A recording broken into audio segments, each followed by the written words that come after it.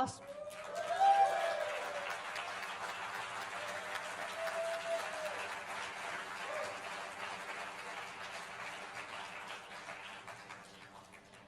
Molt bona tarda i benvinguts. Gràcies per estar aquí. Buenas tardes, bienvenidos. Es genial veros aquí todos, todo este auditorio lleno. Espero que estéis disfrutando de Sónar+D. Good afternoon and welcome. It is good to see you here and I hope that you are enjoying Sónar+D. Esta es la última charla del día hoy aquí en el escenario principal de Sónar+D. This is the last talk for today in the main stage of Sónar+D, and the best thing to end the day is with a legend.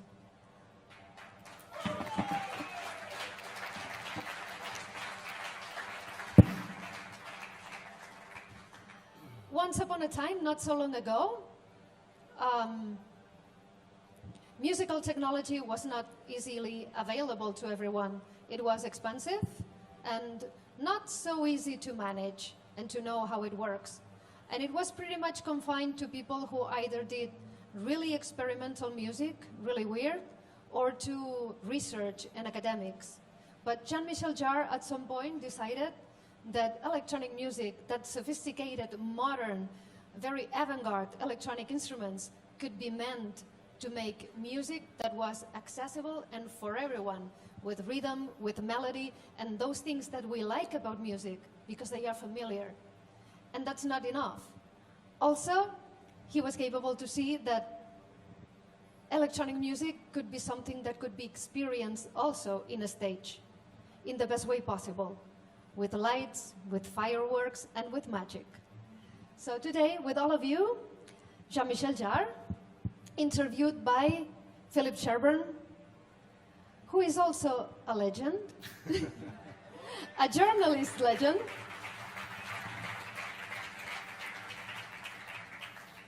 who will talk about technology, music, and life, and things with Jean-Michel. So please, again, this applause, and enjoy. Thank you. It's working now. Yes.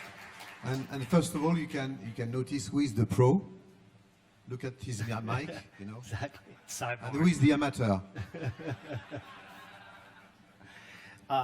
So I wanted to start, first of all, thank you for being here with us today, Jean-Michel. Since Sonar is a festival largely about technology and creativity, I wanted to start off by going back in time, and I was curious to know what your first encounter with a synthesizer or an electronic instrument was. Nowadays they're easy you stumble across them everywhere, but in the 1960s they were super rare. And so I'm curious, what was the first time you came in contact with one, and what was your reaction? Had you kind of expected something like that? Did the skies open up for you? What was it like?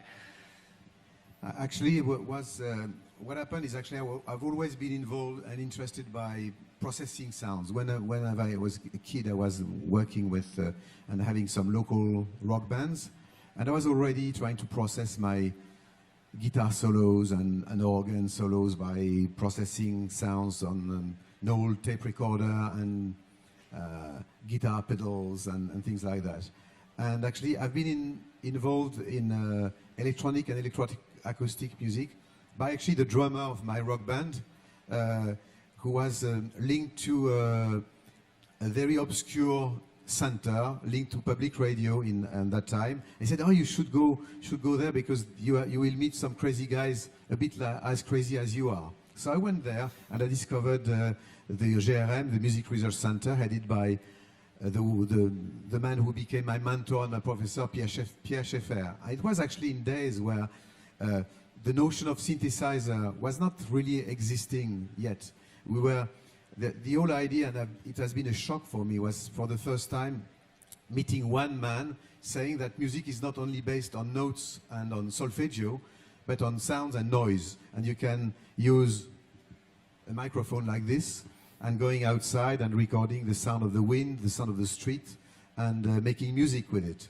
And these whole concepts changed my life and changed and also was corresponding of what I was thinking about.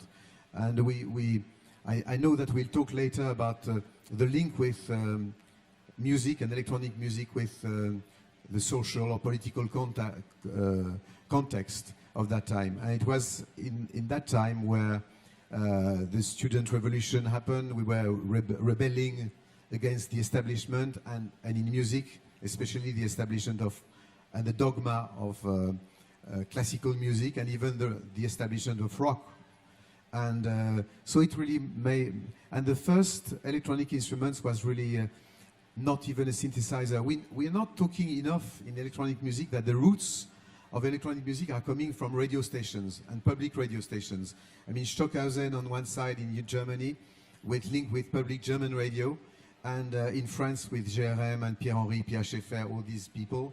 I mean, linked with, they were linked and depending even economically of public radio. And actually what we were basically working with oscillators and filters coming from what the guys, the engineers of the public radio were using to set up the emitters and the transmitters.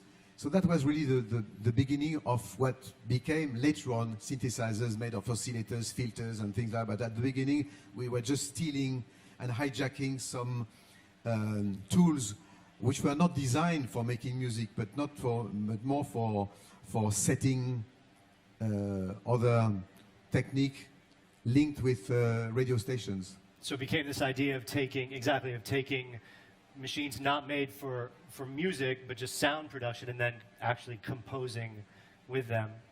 Exactly, and then I decided to get my first synthesizer, and in a very symbolic way, I sold my electric guitar and my amp to go to London and purchasing my first VCS3, the EMS, and that was the kind of poor version of the big Moog. I mean, it was really symbolic of what Europe was after the war, where everything was smaller in Europe, and the VCS3 was smaller than the Moog, modular Moog, but fantastic machine. I'm going to still even using it tomorrow night, because it's one of my fetish. You were trained, I mean, you were a trained musician, you studied piano, you studied music theory, and the synthy had no keyboard interface, as I understand. It was a pin modular knobs. Was that, did that kind of open up new possibilities for you when you were confronted with a synthesizer without a traditional keyboard? Yeah, absolutely. You know, I think every generation generates its own new range of instruments, and as we know, technology is dictating styles and genres of music. It's because the violin has been invented that Vivaldi did what he did. It's because the fact that the saxophone existed, or the trumpet, that Miles Davis did what he did. It's always, and the synthesizers, it's and because of people such as Pierre Schaeffer and this whole period you are mentioning now, is the sonar wouldn't exist without these people. You have been through all of the major waves of electronic music production since the 1960s, and I mean analog, digital, hybrid, analog, digital, VSTs now, and I know that in the 80s you complained that there was too much emphasis on kind of a preset culture and the idea of taking pre-programmed sounds and essentially just manipulating them as opposed to really engineering or imagining our own sounds. And I was wondering if you felt like we had kind of gotten out of that cul-de-sac, if you felt like the landscape had improved now. How do you see the terrain of music-making tools? I think that the 80s changed lots of things momentarily on the electronic music instruments, because before you had some kind of rebels, I mean artisan and people really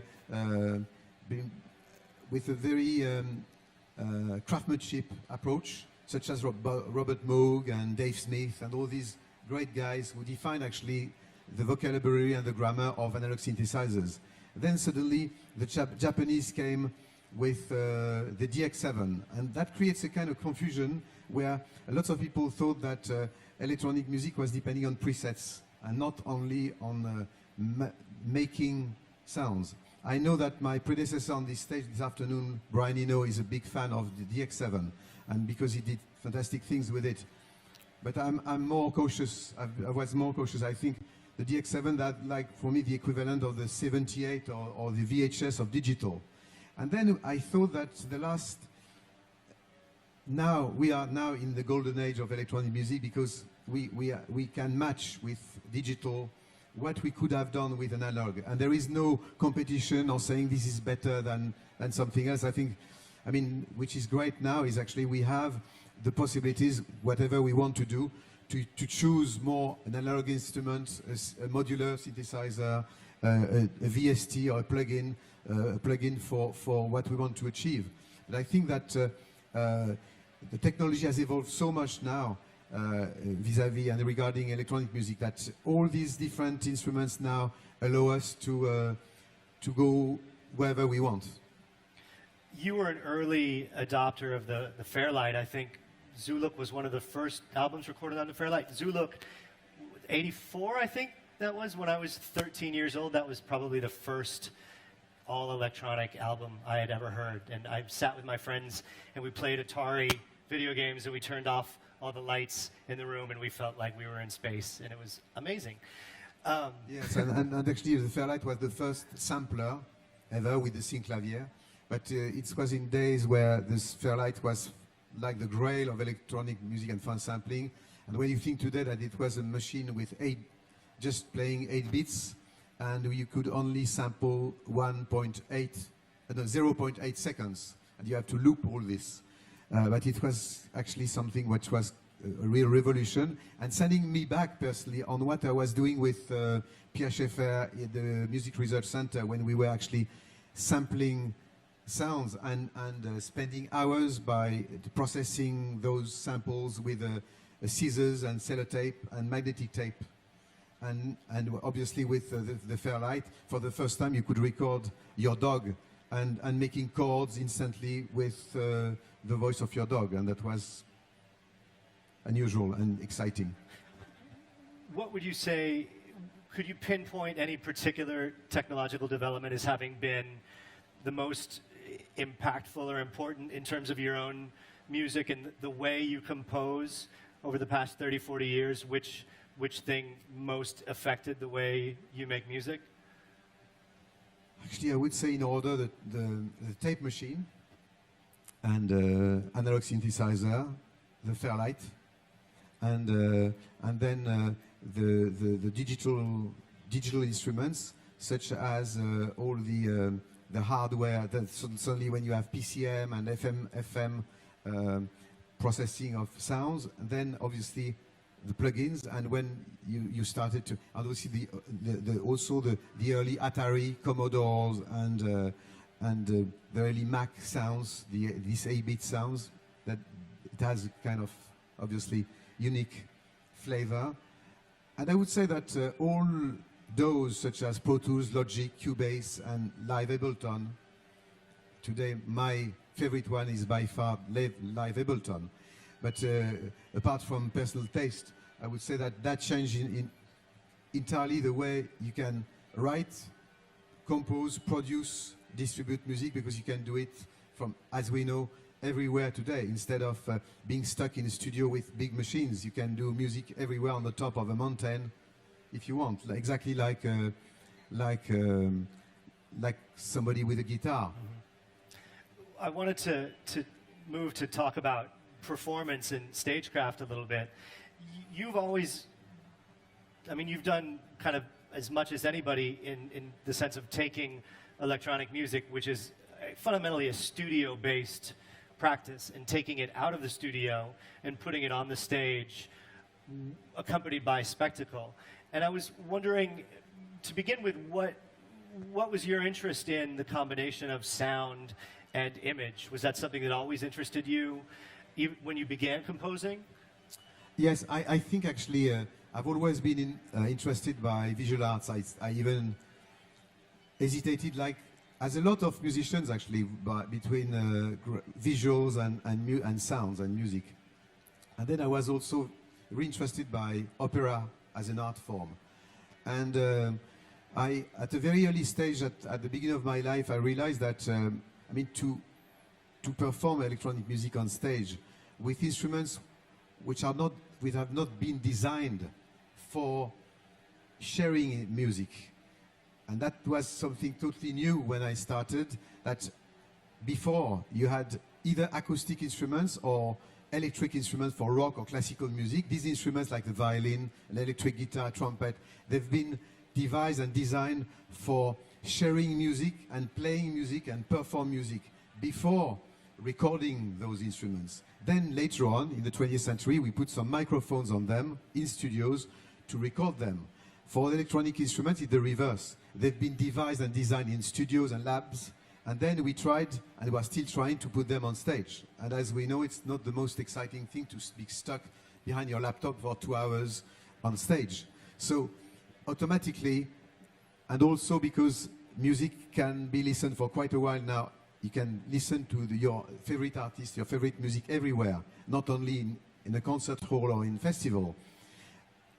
When we want to go to a concert, it's because we have a visual expectation of the artist you like. So I try to, imitate, in a sense, or be inspired by opera as an art form, the classic opera. In those days, people were working with carpenters and painters and scenographs and so on and so forth by using the tools of my generation. Electronics, videos, lights, lasers. To try to create and try to explore how to what could be the electronic music performance for the future. And I think it was really, we were really more or less, it was at this stage, I think I was one of the first one, probably with Pink Floyd, being really involved in these kind of performances. And then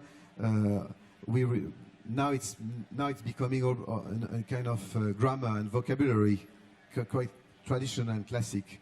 And I think that it's with technology today, and I hope it will be the case tomorrow, and you will be able to share something new. I prepared for my next tour, starting tomorrow night, and with also where I tried to explore a different way of dealing with the visual regarding the music I've done recently with electronica, with my last album, but also with some of my classics. To try to create something which I think more and more I consider the performance of electronic music like a kind of audiovisual animal.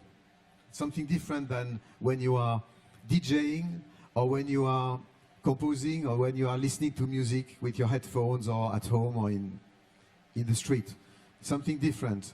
And it's what I try to approach for this next project. To try to get away from just playing songs on stage, but trying to create something which is complementary, probably, from the studio work.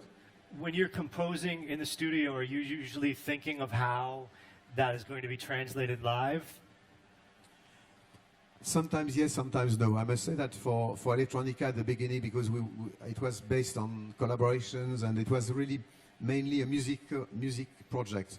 And then later on the way, I started to think how I could, not how I could perform this particular album, but what kind of show I would like to share with the audience.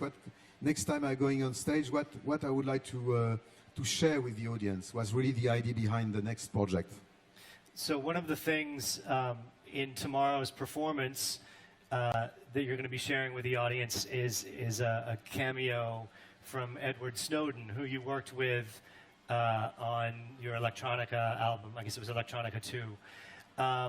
We have the video, a video from Edward Snowden to watch right now, correct?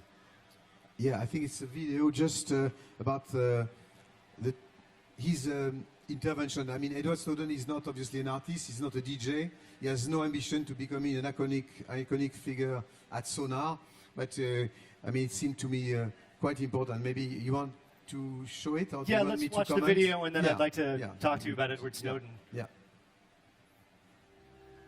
Technology can actually increase privacy. The question is, why are our private details that are transmitted online, why are private details stored in our personal devices any different than the details in our private journals? I think, you know, saying that you don't care about privacy because you have nothing to hide is no different than saying you don't care about freedom of speech because you have nothing to say. It's a deeply antisocial principle because rights are not just individual, they're collective. And what may not have value to you today may have value, you know, to an entire population, an entire people, an entire way of life tomorrow. And if you don't stand up for it, then who will? It's just actually a short comment that I wanted to integrate in this electronica project and in the concert. So, I mean, to cut this long story quite short, one of the recurrent themes of my last project, I mean, electronica, is this kind of ambiguous relationship we had with technology. On one side, we have the world in our pocket, I mean, through our smartphones. On the other side, we know that we are spied from the outside world. But beyond this, I think that probably electronic music has two sides. You have the hedonist part, which what is happening right now on the other side of the wall, where we all love to have fun and dancing till the end of the night and having fun. And also you have a link with the social context of electronic music. Every style of music at one stage is obviously the reflection of the time, the signs of the time. It was true for jazz, it was true for rock, and it is true today for electronic music. And it's interesting and important to talk about all this at Sonar, because Sonar is probably one of the few festivals in the world, I mean, trying to explore all the aspects of electronic music. I mean, the most popular genre of music today is carrying today. What does it mean regarding our society? And when I started electronic music, I briefly said that it was, in a sense, a statement as a teenager we were doing, I mean, questioning the power in place. The power in place was the establishment of classical music, even the establishment of rock at these days already. And when you think about Jeff Mills, for instance, and the techno of Detroit, with underground resistance was actually a political statement for the Afro-American in the States, saying, hey guys, I mean, the techno is not only white, it's also, I mean, the black people, they have also their place. It was also born because of the crash of the car industry, this rust belt, as we were saying. And if you take the techno scene in Berlin, it's also born from after the fall of the Berlin Wall. So you have this, and I think when I was recording electronica, one of the recurrent themes of electronica is this kind of relationship we have with towards technology. And today, because we are doing and dealing day-to-day basis with electronics, with internet, with Dropbox, with WeTransfer, with all these tools, toys, but also tools, maybe more than an average guy in the street. We have, we probably are more sensitive to and more adapted, maybe to express also some risks or some darker side of technology. And this is one of the recurrent themes of this album, what we've done with Massive Attack, with this track I called Watching You, about the CCTV, with Laurie Anderson, with this song Rely on Me. I mean, it's a song about the idea, we started from the idea that lots of us and lots of people these days are touching their smartphones more than their own partner. And we did a song on that with, and it's a recurrent theme. And when I was recording this, I heard about, like all of us, about Edward Snowden. And I've been really touched by him for two reasons. First of all, I was hearing, he was saying the same words as my mom was telling me when I was a child, because my mom was a great figure in the French resistance. And in 1941, when she went into French resistance at a very early stage, it was in days where resistance were considered by lots of people in France, by troublemakers, and even for some of them by traitors. And I've been raised with this idea that when the power in place is generating ideals or actions which could be negative for the community, for all of us, or for some of us. I mean, some of us we have to stand up against it. And it's exactly what Edward Snowden did. At a very early age, in his late 20s, suddenly he said that the reason why he wanted to serve his country, the value, and promote the values of his country, he was actually monitoring his friends, he was monitoring his community. And he decided to make a coming out for all of us.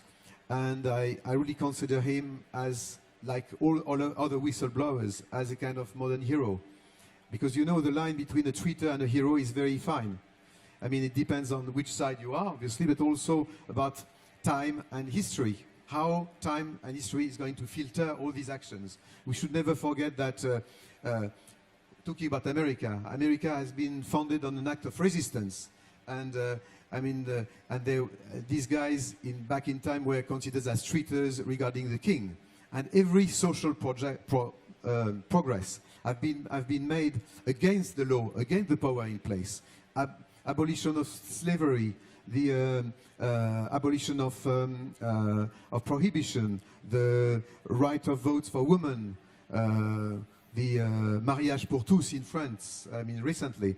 All these social progress have been made against the power in place. And I think today electronic music has a role to play. We are not politicians. I hate, artists, or I don't like artists, or I don't agree with artists, transforming their stage to talk about politics, and between songs saying, save the penguins, save the Amazonian forest.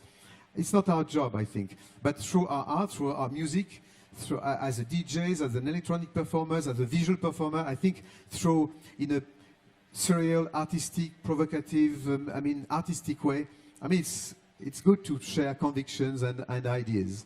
And it's the reason why that I decided to, through The Guardian, the British newspaper who've been the first one to publish Edward Snowden's revelation, to try to be in contact with him. Then I went to Moscow.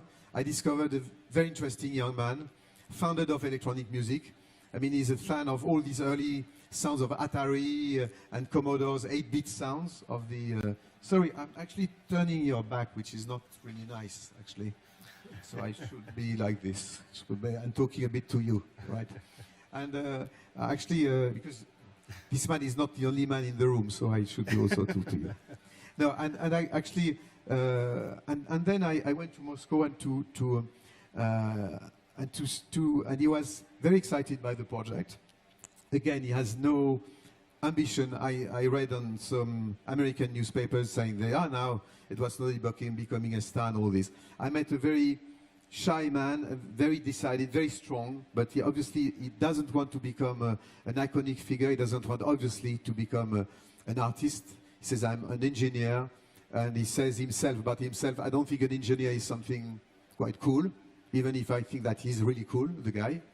And we said, okay, what kind of collaboration we could make? And we decided that it could be interesting to have him doing a very simple talk-over, 2 or 3 sentences, resuming the reason why he did what he did, what you just saw and that we just shared with you now. And that the track should evoke, and we talked about that, should evoke what?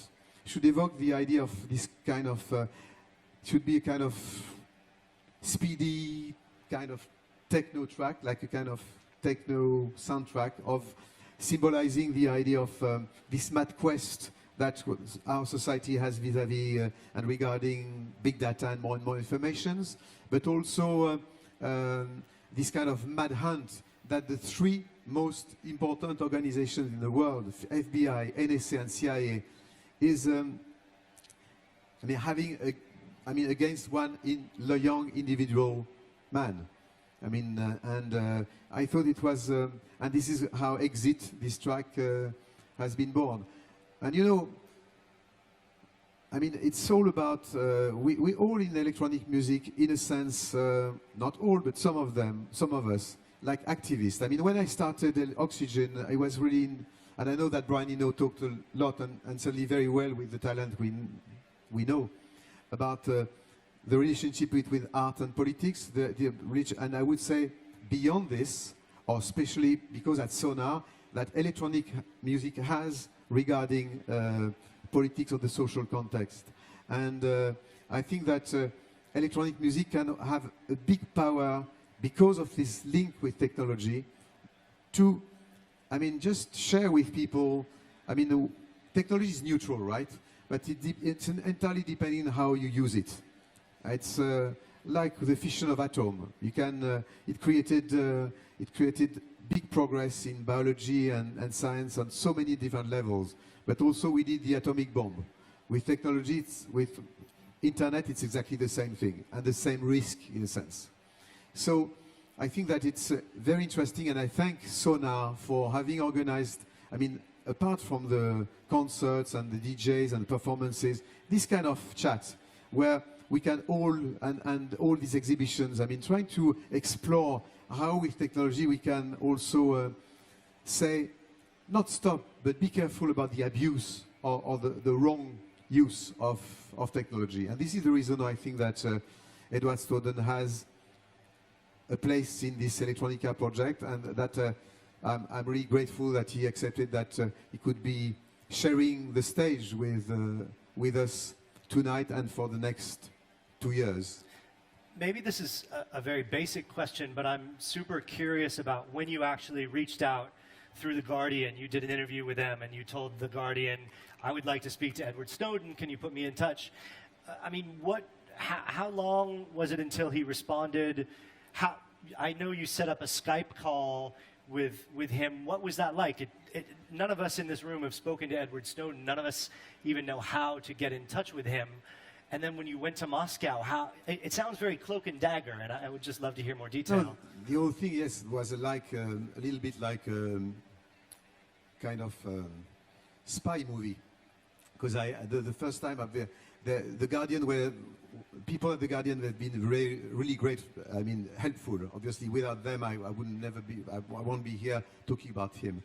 And they were very intrigued, and they said, but they gave me a contact.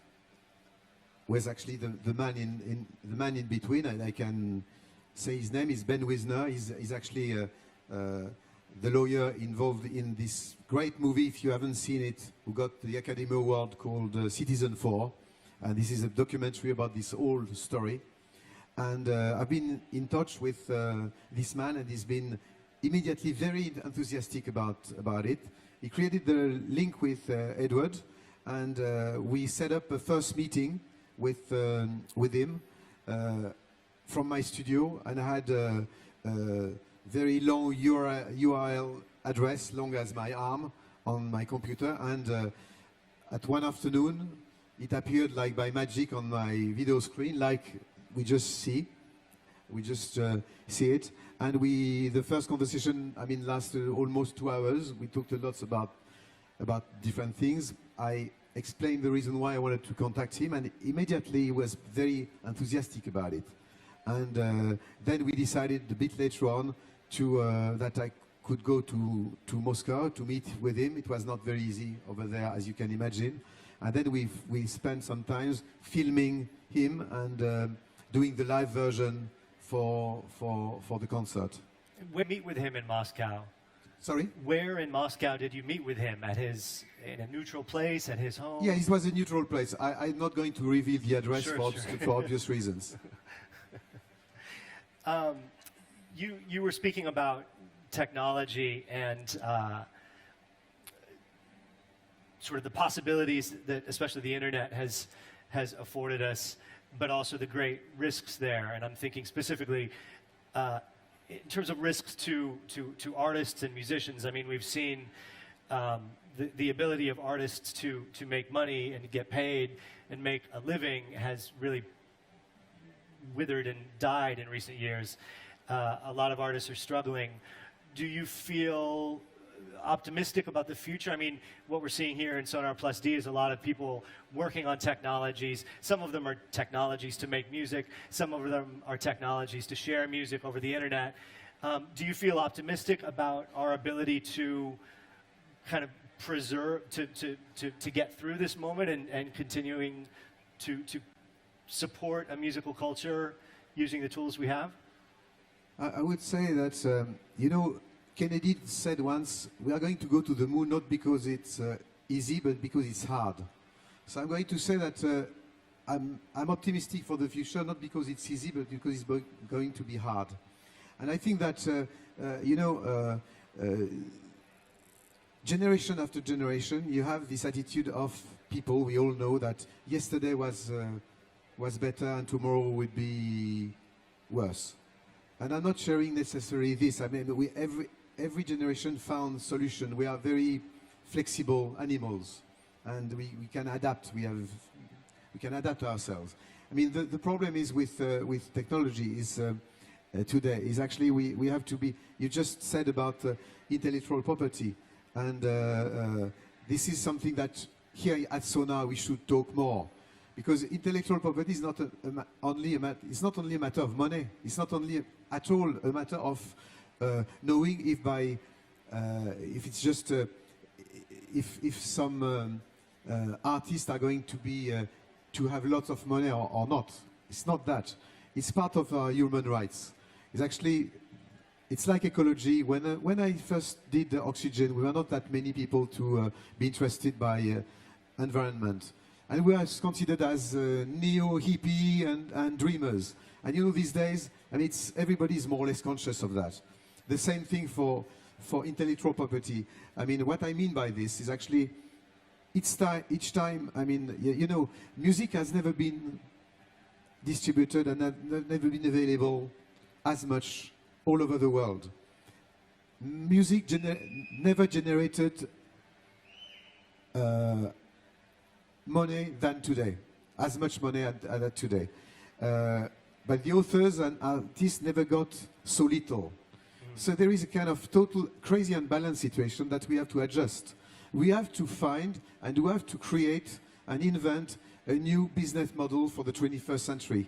And here at Sonar, because I mean, we are linked with technology, maybe a little more than in other sector of music. You have and we have to think about what could it be. And it's not that difficult. I mean, those giants on the internet were kids, were people who could have been at Sonar if Sonar existed 20 years ago. Because they are friends of music, friends of artists, friends of electronic music. But they created concepts which became monsters. And these monsters, we have to deal with them now. And we have to sit at one moment with all these guys to try to find the new business model for the future. And it's easy. It's easy because I would give you a very simple example. I mean, if tomorrow there is a concept called private copy, it exists in some countries. It means that on every device, on every computer, every smartphone, you have few cents going to an international fund for creators, not only for musicians, for photographers, for filmmakers, for writers. And that wouldn't cost 1 cent for the consumer, and it will be transparent for Apple, Google, or all these people, if we want names, Samsung. And this little amount of money would go for an international fund and would solve immediately the problem for authors and creators. And everybody agrees that it's not a niche problem. It's not a problem for only musicians. It's a problem for every family in the world. In every family, I'm not talking about me, I'm not talking even about you guys in this room, because we are adults. but for the kids of the next generation. They would, if we don't find a solution, they would just abandon their dreams. You wouldn't have the next Jeff Mills, the next Tarantino, or the next Brian Eno, because we just have to find a decent economy. It's not a matter of trying to get money and try to get money from the community. It's just to get to have a decent living like anybody else in society.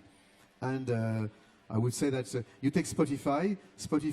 The value of Spotify is probably a few $1 billion at Wall Street, and any artist through Spotify just gets the equivalent of a pizza without anchovies by the end of the year. So there is something we have to adjust.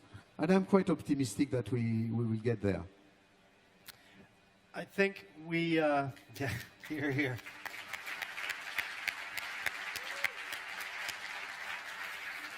We have time for just a couple of questions from the audience. I don't know if there's a mic that can be passed around.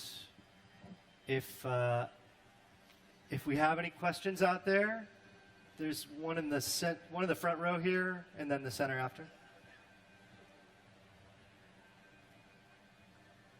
Hi, amazing talk, and sometimes like all this thinking is not really thinking on like the first word. Do you have any like any other idea for like third world countries like Brazil and like or even South America where like creators does have like a very hard path to ramp up and stuff like that?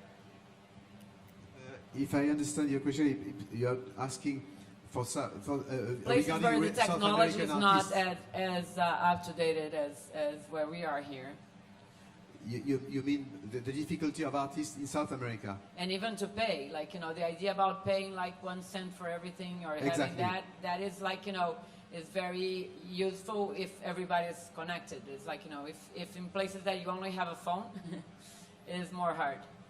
Yeah, thank you for asking.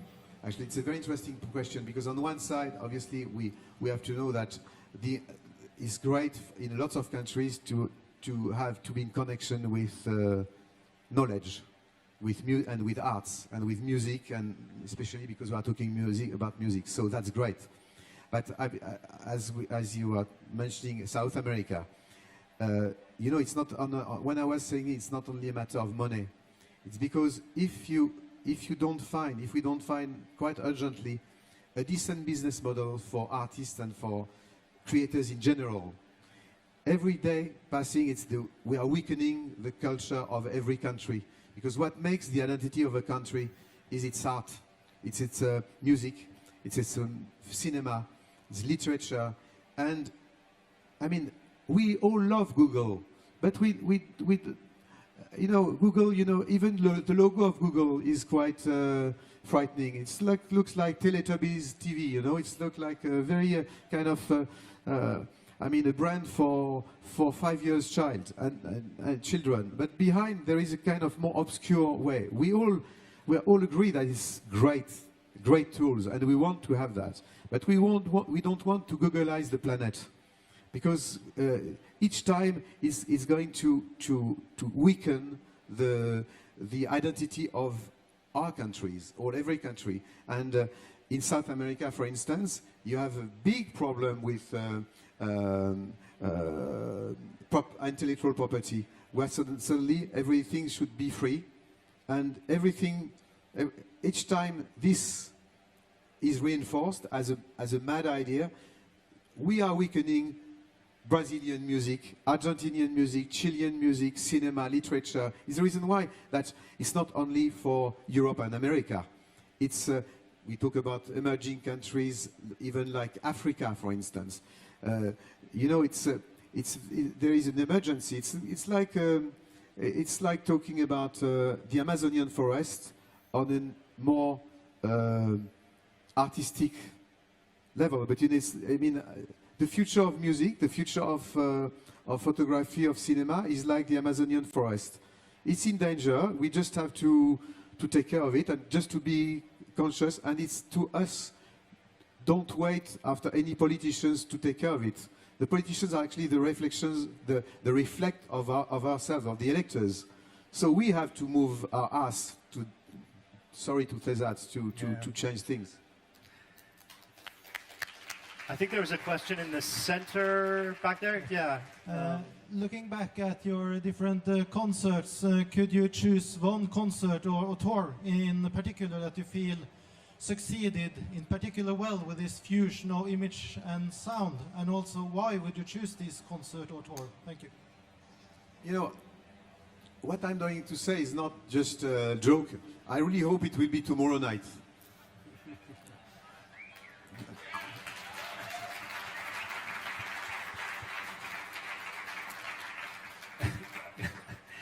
I want to ask for a sneak preview, but I guess we'll just have to wait. Another question from the audience. There's one over there. Is there a microphone?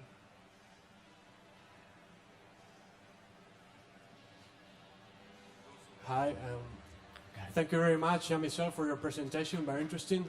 I wonder, talking about intellectual property rights, putting them in connection with the electronic music, this campaign that has been launched by AFEM, the Association for Electronic Music, which consists on an improvement of the collections and distribution system of the collecting societies all around the world. And also considering that nowadays you are president of the CISAC and have been re-elected as president of CISAC, which is the umbrella organization which joins all the collecting societies around the world. Could we do something for improving the distributions of royalties to the electronic music right holders? Because nowadays I feel a lack of, I don't know, maybe it's political support or some kind of intervention, because the things regarding electronic music, I think that have not changed during these years. And I wonder if you as an electronic music flag, you could do something, even from a political point of view, maybe going to the collecting societies and tell them, please attend the electronic music.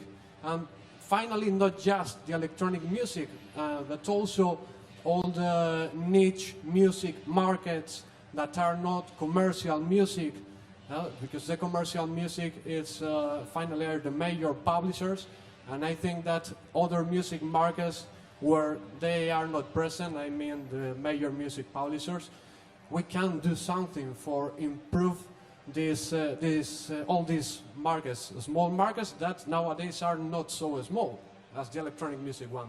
Thank you. Thank you. Actually, it's obviously a very interesting point. You know, I think we are responsible also. We have a part of responsibility in the world of electronic music, because electronic music has been born with modern technology, and at one moment we all been a bit naive about the fact that great, the web is a kind of la la land. Everything is great. We can share everything. Everything will be free, and it's very dangerous, the concept of somebody selling you something which is going to be free, because he's selling something, and behind the concept of being free there is something else.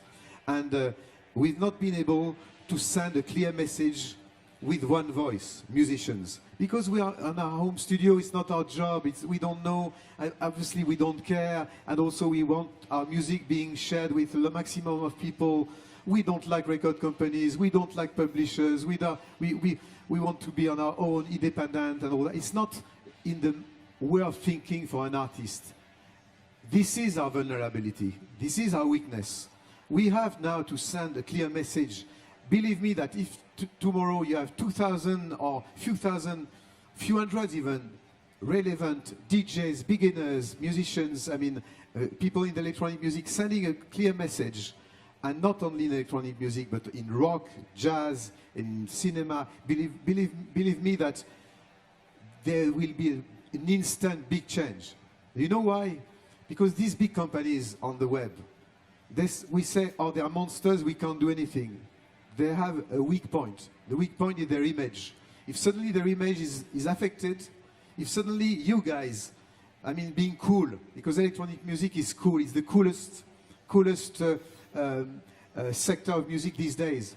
If you and if all together we start to question the kind of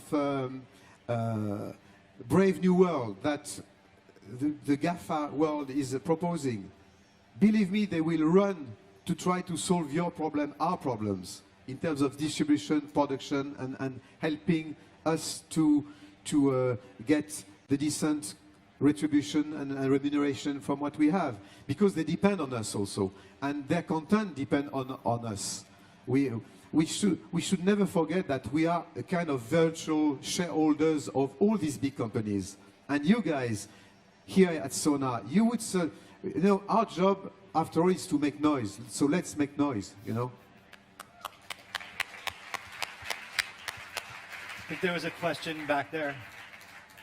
Jean-Michel, you are such a master at so many different parts of the creative process and the creative spectacle. What's your most difficult creative challenge and how do you overcome that?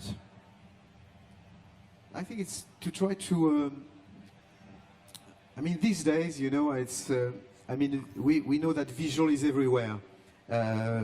We are all zapping on YouTube. We are bombarded by images and visual all the time. So how to, and lots of concerts I've seen recently, I mean, or you go to a series of clip video on song after song, or you have something quite predictable from, it's like using a compressor in music where the level is the same from the beginning to the end. It's visually, I have the feeling that sometimes it's a bit like this.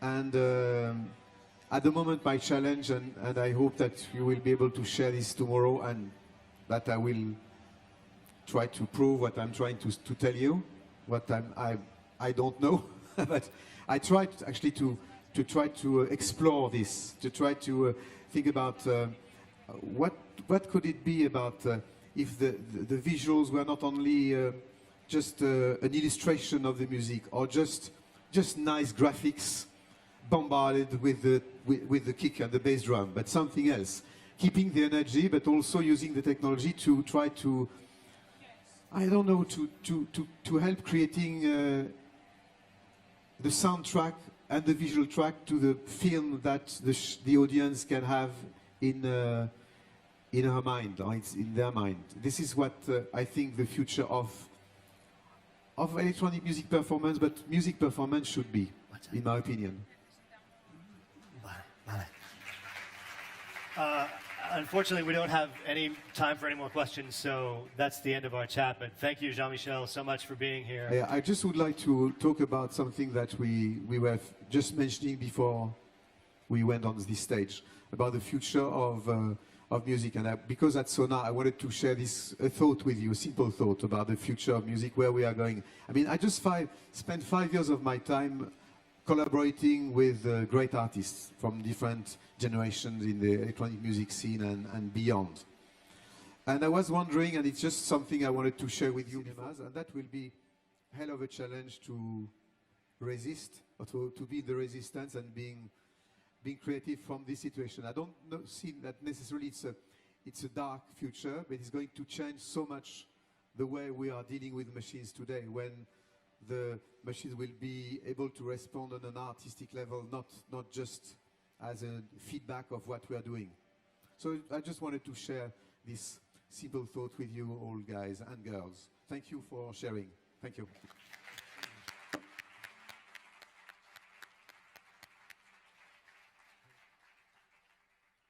Thank you all for coming. That was great.